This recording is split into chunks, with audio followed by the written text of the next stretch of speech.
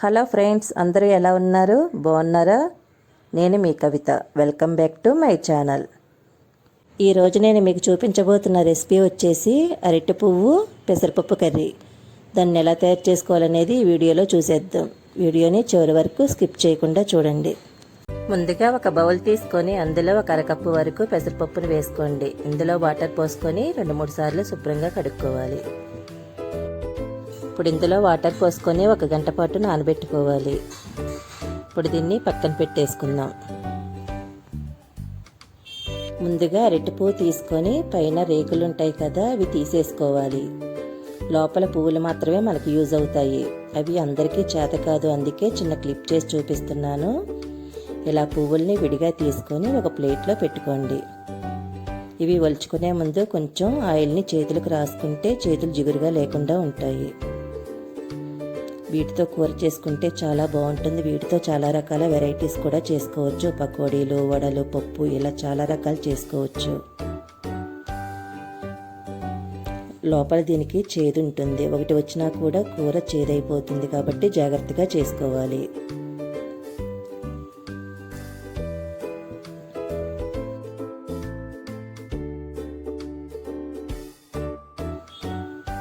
పువ్వు లోపల ఇలా చిన్నగా వంకి తిరిగి ఒకటి మొగ్గలాగా ఉంటుంది, దాన్ని తీసేసుకోండి. అలాగే దాని పక్కన ఒక రేకు కూడా ఉంటుంది, దాన్ని కూడా తీసేసుకోవాలి. ఈ విధంగా అన్నిటినీ శుభ్రం చేసుకోండి. అరటి పువ్వుతో ఇన్ని రకాల వంటలు చేసుకోవచ్చని నాకు కూడా తెలియదండి మొన్నటి వరకు. మొన్న ఆడపడుచు వాళ్ళ ఇంటికి వెళ్ళినప్పుడు తను చేస్తుంటే చూశాను అన్నమాట. అందుకని నేను కూడా ఇంటికి వచ్చిన తర్వాత నేను కూడా ట్రై చేశాను. చాలా బాగా కుదిరింది. అందుకే ఈ వీడియోని మీతో షేర్ చేసుకుంటున్నాను.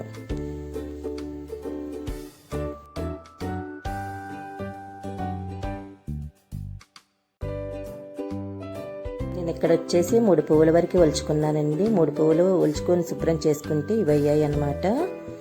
అరటి పువ్వు కొంచెం వగరగా ఉంటుంది, అలాగే ఇవి తొందరగా నల్లబడిపోతాయి. అలా కాకుండా ఉండాలంటే 2 గ్లాసుల మజ్జిగ తీసుకొని అందులో ఒక 1 టేబుల్ స్పూన్ వరకు సాల్ట్ని యాడ్ చేసుకొని అరటి పువ్వుని ఇందులో వేసుకొని ఒక 5 నిమిషాల పాటు పక్కన ఉంచేసుకుంటే సరిపోతుంది.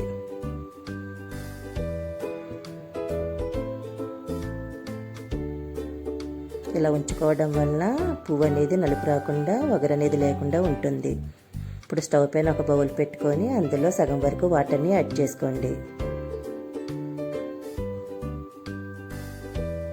ఇప్పుడు ఇందులో ముందుగా మనం మజ్జిగలో నానబెట్టుకున్న పువ్వును ఇందులో వేసుకొని ఒక 5 నిమిషాల పాటు ఉడికించుకోవాలి. ఈ పువ్వులను చిన్న చిన్న ముక్కలుగా కట్ చేసుకొని అయినా వేసుకోవచ్చు, లేదంటే ఇలా పువ్వులాగైనా కర్రీ చేసుకున్నా కూడా బాగుంటుంది. ఇప్పుడు ఇందులో ఒక 1 టేబుల్ స్పూన్ వరకు సాల్ట్ని యాడ్ చేసుకొని ఒక 5 నిమిషాలు పొంగొచ్చే వరకు ఉడికించుకోవాలి. ఇప్పుడు ఇది చక్కగా ఉడికిపోయింది. ఇప్పుడు స్టవ్ ఆఫ్ చేసుకొని దీన్ని ఒక చిల్లుల బుట్టలోకి వాష్ చేసుకోవాలి.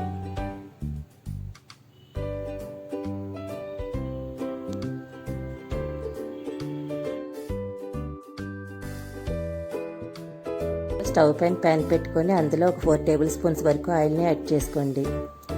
అది కొంచెం వేడైన తర్వాత ఒక ఎండుమిర్చిని విరిచి వేసుకోండి. అలాగే 1 టేబుల్ స్పూన్ పచ్చెనగపప్పు, 1/2 టేబుల్ స్పూన్ ఆవాలు, 1/2 టేబుల్ స్పూన్ జీలకర్రని కూడా వేసుకోండి. ఇందులో దంచి పెట్టుకున్న 4 వెల్లుల్లి రెమ్మల్ని కూడా యాడ్ చేసుకోండి.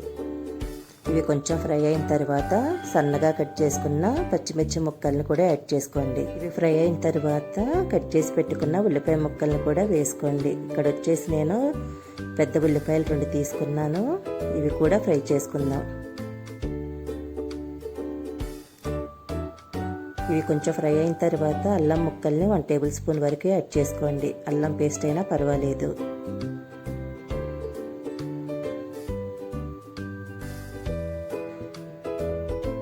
ఇప్పుడు ఇది చక్కగా వేగిపోయింది కదా. ఇప్పుడు మనం నానబెట్టుకున్న పెసరపప్పుని ఇందులో వేసుకొని బాగా ఫ్రై చేసుకోవాలి.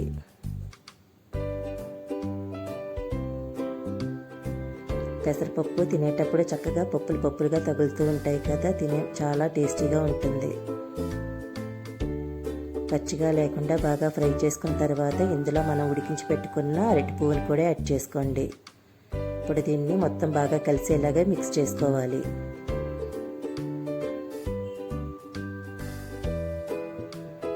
ఇప్పుడు దీనిపైన మూత పెట్టేసుకొని మీడియం ఫ్లేమ్లో ఒక 5-6 నిమిషాల పాటు ఉడికించుకోవాలి.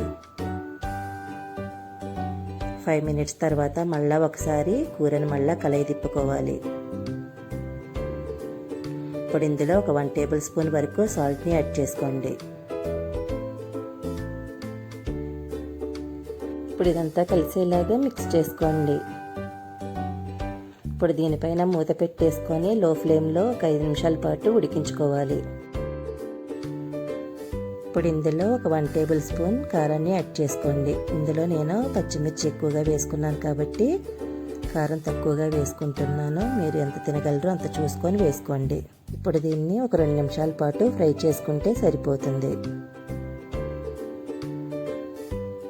పెసరపప్పు అరటిపువ్వు కూర రెడీ అయిపోయింది. ఇప్పుడు స్టవ్ ఆఫ్ చేసుకుందాం.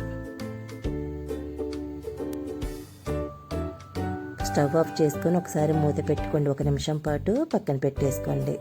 చూసారు కదా ఫ్రెండ్స్, పెసరపప్పుతో అరటిపువ్వు కూరను ఎంత ఈజీగా చేసుకోవచ్చో. చాలా టేస్టీగా కూడా ఉంటుంది. ఈ కూరలు మనం చాలా తక్కువగా చేసుకుంటాం కాబట్టి మీరు కూడా ఒకసారి ట్రై చేసి మీకు ఎలా కుదిరిందనేది మీ ఫీడ్బ్యాక్ని నాకు తెలియజేయండి. నా వీడియోని మీరు ఫస్ట్ టైం చూస్తున్నట్లయితే నా ఛానల్ని సబ్స్క్రైబ్ చేసుకోండి. Thanks for watching.